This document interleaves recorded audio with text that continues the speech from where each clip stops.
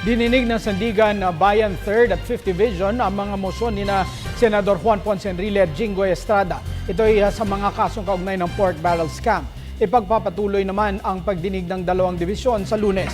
Nag-uulat si Sweden Velado mula sa Sandigan Bayan, live. Yes, tama ka po dyan, Attorney Mark. Itutuloy sa Lunes ang pag-aaral ng Sandigan Bayan kaugnay ng determination of probable cause sa mga kasong plunder at graft laban kina Senador Juan Ponce Enrile at Senador Jinggoy Estrada. Ito ay matapos dinggin ng 3rd Division ang motion to dismiss proceedings at motion for bail ng kampo ni Enrile kaninang alas 8:30 ng umaga. May 4 na grounds ang paghain nila ng motion for bail. Una ay hindi pa naman napapatunayan na siya ay guilty. Pangalawa ay kakulangan sa ebidensya. Pangatlo ay poor physical condition niya na ring katandaan. At panghuli ay hindi na siya flight risk dahil meron na siyang hold departure order. Attorney Mark, ang tugon naman dito ni Presiding Justice Amparo Cabotahetang, i-consolidate na lang ang lahat ng motions at kapag na-determine ang probable cause, ang sunod na hakbang ay paglabas ng resolution for issuance of warrant of arrest. Samantala sa kampo naman nila Senador Jinggoy, hindi na nagkaroon ng oral arguments sa 5th Division under Presiding Justice Roland Jurado. Ayon kasi sa abogado nitong si Attorney Jose Flaminiano, lahat ng argumento nila ay nakapaloob naman na sa dokumentong isinumite nila.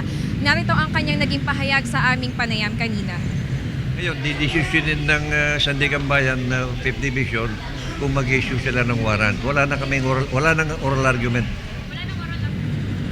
Ang pinakahuling balita namang aming nakalap dito sa Sandigan Bayan ay ang kapwa akusado ni Senador Revilla na si Richard Cambe ay kusa ring sumuko pasado 1:30 ng hapon. Tulad ni Senator Bong, pansamantala rin siyang nanatili sa Sheriff's Detention Cell ng Sandigan Bayan.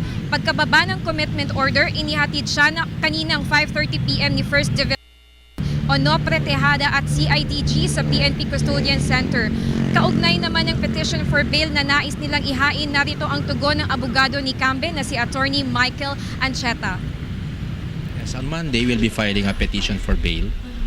And we learned that the arraignment will be held on Thursday next week. At yan ang nakalap naming balita dito sa Sandigan Bayan. Para sa Telebisyon ng Bayan, ako si Sweden Velado.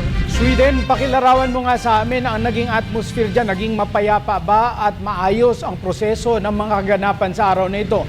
Kay Senador Bong Revilla, kay Attorney Cambe, ano yung naging smooth ba at orderly? Generally, Attorney Mark, naging smooth naman, bagamat normal naman kasi no, na talagang maraming media networks ang talagang sumubaybay din sa kaso nito ni Senator Bong Revilla. Pero generally, payapa naman, nasunod naman din ang lahat ng procedures at ngayon nga ay inaantabayanan na lang natin kung makakapagbaba na rin ng resolution for issuance of warrants of arrest sa iba pang senador at kapwa akusado nila dito sa pork scam cases. Sweden, papayagan ba ng Sandigan Bayan ang media na i-cover ang mga trial?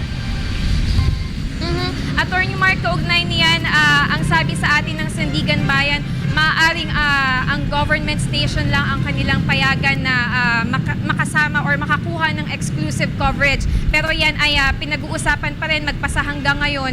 Kung matupad man yan, tayo ay lucky kung makapapayagan tayong makuhaan ng coverage yan.